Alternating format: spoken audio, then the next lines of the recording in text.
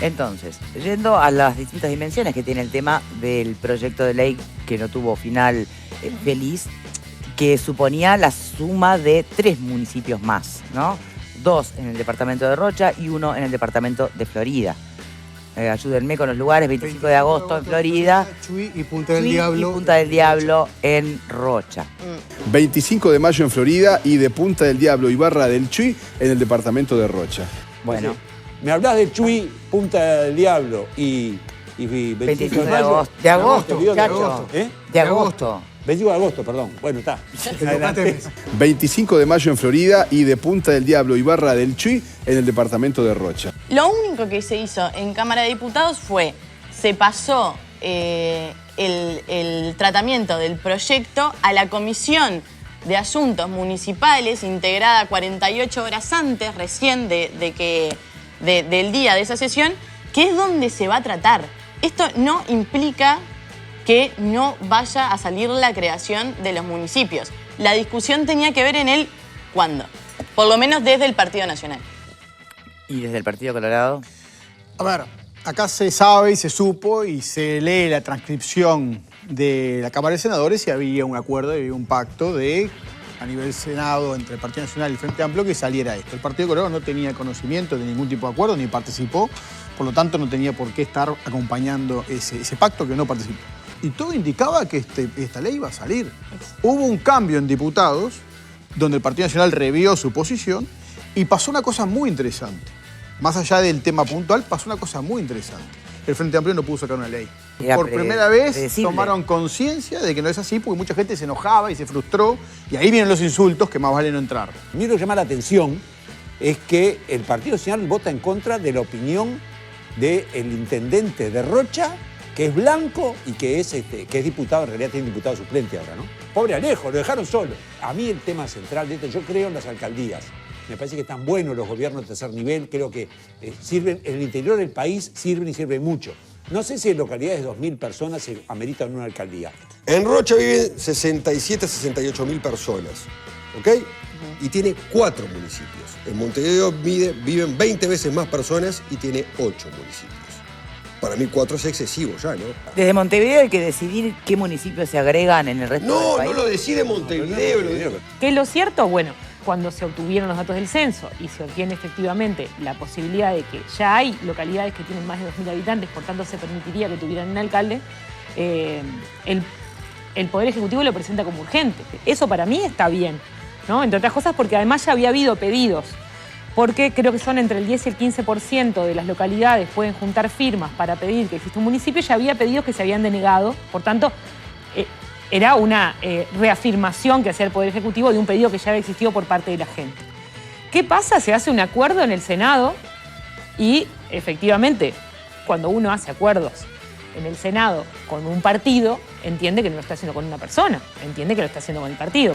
Y ahí viene, bueno, la coalición son los padres. Lo que sí me parece complejo es que no pongamos por encima las necesidades de las personas y la voluntad de las personas y la voluntad, en este caso, de las poblaciones que tenían posibilidad de tener una alcaldía propia y de resolver un montón de problemas por medio de la alcaldía, tenían la oportunidad de poner por encima a la gente que la chiquitez de los partidos. Para vos, perdieron esa oportunidad. No nos olvidemos, además, que Gustavo Salle y su hija votan en contra, diciendo, entre otras cosas, en una suerte de sincericidio, ya por lo que decía Pata, ¿no? De que lo importante es la gente, que él no va a participar porque en realidad no le interesa, porque no tiene en esta contienda ningún integrante de su partido político participando. Me resulta interesante lo que puede llegar a ocurrir en la Cámara de Diputados con proyectos más relevantes. El presidente Yamandu Orsi inicia este lunes su primera gira internacional por Panamá y Honduras, siendo sustituido en el cargo por la vicepresidenta Carolina Cose. Ojalá que dentro de unos años le demos premios a las mujeres rurales que saben manejar el dron. Ojalá. El Poder Ejecutivo justamente suspendió la aplicación del decreto reglamentario de la Ley de Servicios de Comunicación Audiovisual, más conocida como Ley de Medios. Senado aprobó la nueva Ley de Medios de forma grave y urgente. La única explicación que le veo a todo esto es que se vienen los tiempos electorales. Esa sensación en el aire de que la coalición no va a volver a gobernar se ve que está apurando el periodo de los mandados. El texto crea nuevas reglas de juego para obtener licencias de radio y televisión y además consagra la habilitación a los cable operadores para ofrecer servicios de acceso a Internet. Aprobación de una ley de medios que ha sido calificada como extranjerizante, concentradora, privatizadora y violatoria de la libertad de expresión, mantiene a la sociedad uruguaya en alerta. Concentrarnos en que esto favorece a unos pocos es no entender y no tener una mirada país. En el centro, en el protagonismo de la historia, quedan favorecidos los grandes medios de comunicación, que son los que concentran absolutamente todo. No es lo mismo que seamos todos dueños de la pelota y compartimos la pelota para jugar todo, que, bueno, yo soy la única dueña, elijo quién juega. En un decreto firmado este martes y que se dio a conocer en las últimas horas, la nueva administración plantea que se ha constatado que la referida norma tendría disposiciones que no respetan el marco normativo vigente. Así que para hablar del mercado de combustibles, una discusión que se muere es que era más barato refinar afuera, porque ahora cuando tuvimos la parada técnica de la planta de refinería ahí en La Teja, bueno, nos costó mucho más caro producir combustible, importar combustible que producir. Era parte de lo que nos habían dicho en el informe los expertos que ordenó la ley de urgente consideración en una discusión que se había instalado sobre la desmonopolización de ANCAP. La primera decisión del gobierno, en el primer mes donde tiene que tomar la decisión sobre el combustible, deciden no hacerlo mensual como lo establecimos en nuestro gobierno y lo establece la LUC, todos los meses ajustarlo, y tampoco respetan el precio de paridad de importación. Ustedes saben que el gasoil bajó 75 centavos y el precio de paridad de importación daba para bajar 2,5 pesos el gasoil. Y la nafta no bajó y daba para bajar casi 1 peso la nafta, según el precio de paridad de importación. O sea, hubo una decisión política de utilizar los combustibles, en este caso, no en función de lo que costaría importarlos, que era lo justo, y trasladarle a la gente una baja, una buena noticia, sino hacer caja. ¿Usted le contestó a Delgado por Twitter? Sí, claro, dije que hay que tener rostro, pero si lo único que hiciste fue subir el combustible, ¿cómo vas a venir a querer enseñarnos cómo bajarlo? Porque si la nafta pasó de 58 a 78 pesos, el gasoil de 40 a 58 y el GLP de 50 a 88, sintiéndose fuertemente en el bolsillo de los trabajadores y trabajadoras, pero además también en la producción, porque parte de lo que afecta a la competitividad es el costo de la energía y del transporte. Bueno, evidentemente hay que ser muy rostrudo para venir a darle clases al Frente Amplio de algo que nunca hicieron, que fue mejorar el precio de los combustibles. Era una primera aproximación que tenía el Ministerio acerca de cuáles eran algunas bombas que habían quedado instaladas y que el trabajo tanto del Ministerio como del Gobierno es primero mitigar estas situaciones, algunas desactivarlas. Hubo calificativos como que son bombas a atender, bombas económicas a atender. ¿Usted comparte ese tipo de soluciones? Yo creo que esa es una expresión que a ustedes los periodistas les suele gustar usar. Nosotros somos mucho más prudentes y cuidadosos. No hay ninguna bomba. Si hubiera una bomba, Uruguay tendría un problema en su nivel de calificación o estaríamos transmitiendo una señal de fragilidad que no hay.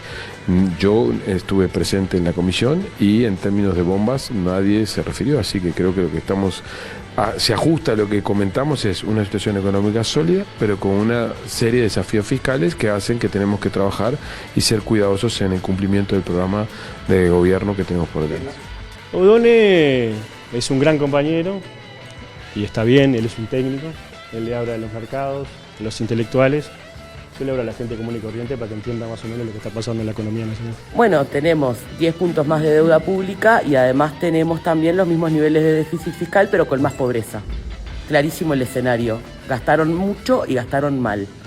Yo creo que están creando un relato para justificar cosas que van a hacer o algunas que no van a hacer y prometieron que las iban a hacer. La verdad que, más allá del tema del déficit, obviamente no lo comparto, el gobierno anterior dejó juicios internacionales por miles de millones de dólares. Estos son chasquibuns al lado de la bomba que nos explotó a nosotros cuando fuimos gobierno. Yo creo que todos los gobiernos que entran empiezan con los disclaimers, ¿no? A los efectos de decir, bueno, mire que las excusas, las pre-excusas, ¿no? Pero la realidad es que este país se entrega en determinadas condiciones, lo han asumido todos, lo asumió el ministro de Economía, en primer lugar, con lo cual yo creo que el tiempo de las excusas se termina cuando ellos le piden a la ciudadanía hacerse cargo del gobierno. Mucho boca floja por acá en esto, ¿sí? Avísenle a los frente amplistas que ahora son gobierno. Prudencia, callar, gobernar y no dar excusas. Ahora, la deuda es alta. Debo reconocer que cometí un error.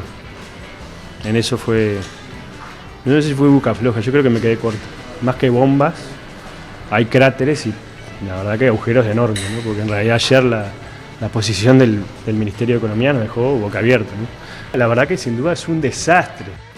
Y a mí me gustaría saber, hablando de boca floja, ¿dónde está la calle Pou? El expresidente Luis Lacalle Pou participó de una cena para apoyar a la candidatura a intendente de Salto de Carlos Albizu, el expresidente de la Comisión Administradora del Río Uruguay. El trabajador que denunció condiciones de semiesclavitud en una estancia de 33 propiedad del hermano de la ex ministra de Salud Karina Rando fue despedido por difundir la situación. Nuestra cultura no va a impulsar la música, la danza, teatro y carnaval. Qué lindo Montevideo, con Mario y con el Pente, unidos con la gente. Y hay un concepto que hay que machacar. Y es un concepto muy sencillo. Para cambiar, hay que cambiar. Muchas gracias. Ya está. Rocha progresa y avanza. Ahora, con la coalición, vamos por más. En estos años, transformamos Rocha. Más oportunidades, más trabajo, más inversión. Ahora, los comerciantes y trabajadores tienen un gobierno departamental quienes los apoyamos más y mejor. Con el Chueco empezó a escampar y volvimos a ver el sol. Sol naciente de la patria, nuestro pueblo renació. Aníbal siguió y cumplió, y unidos fuimos a más. Con Aníbal intendente, más honesto y transparente, garantía de un gobierno bien cercano con la gente. Por el Rocha que soñamos, sabremos cumplir. Se va a la segunda vuelta con Fabián Palito. Sírvame otra, Katy. Día de la Liberación. Así llamó Donald Trump a la jornada en que anunció una montaña de aranceles para todo el mundo que desató una guerra comercial.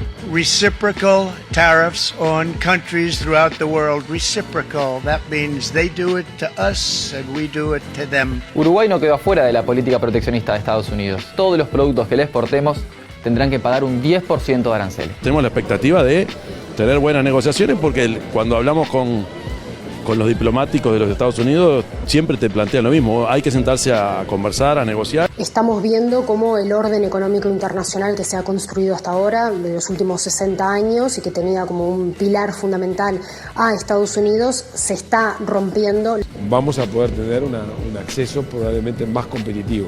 Y como esto está provocando reacciones en terceros países, esto también abre oportunidades. Ya han habido algunos anuncios en ese sentido, aunque es muy pronto para decir qué es lo que eso va a implicar concretamente, pero bueno, China, Corea del Sur y Japón han planteado ya públicamente que van a responder de manera conjunta a las medidas de Trump.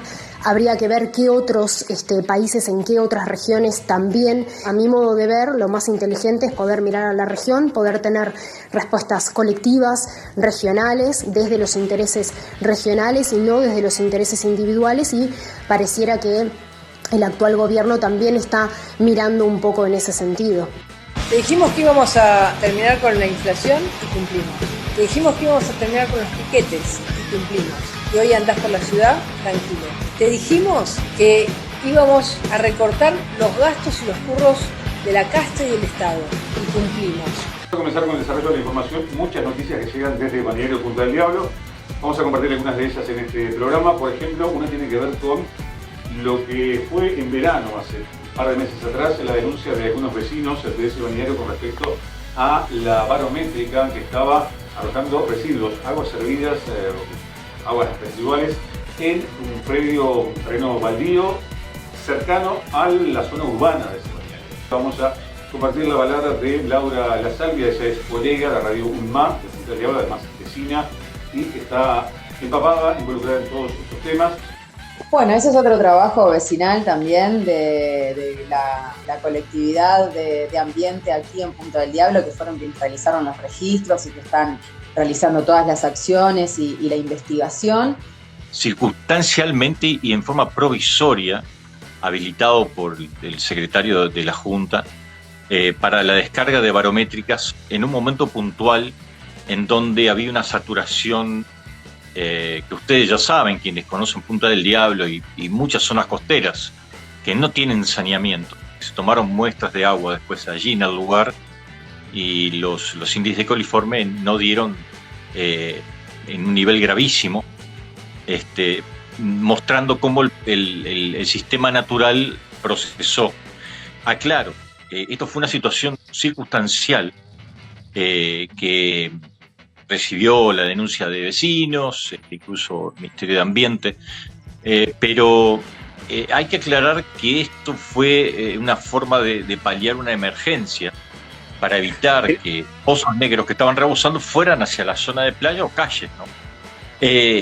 Nosotros, cuando asumimos y sabiendo de esta situación, se implementaron 2 medidas urgentes paliativas. Una es la obligatoriedad de usar microorganismos eficientes nativos. ¿Esto resuelve el problema de fondo? No. Pero lo que evita es la proliferación de patógenos y del olor. Esto comprobadamente, técnicamente hay estudios y nosotros comprobamos en el terreno cómo esto funcionó. Y la otra resolución obligatoria fue la del uso de biodigestores. Esto tiene que conversarse antes y aceptar o tal vez tomar los proyectos que ya están planteados para la comunidad y que ha presentado la comunidad y que están encajonados. Entonces, venir a decir que esperaría a ver cuál es esta propuesta y qué tanto tiene de contacto con la realidad del balneario, ¿no?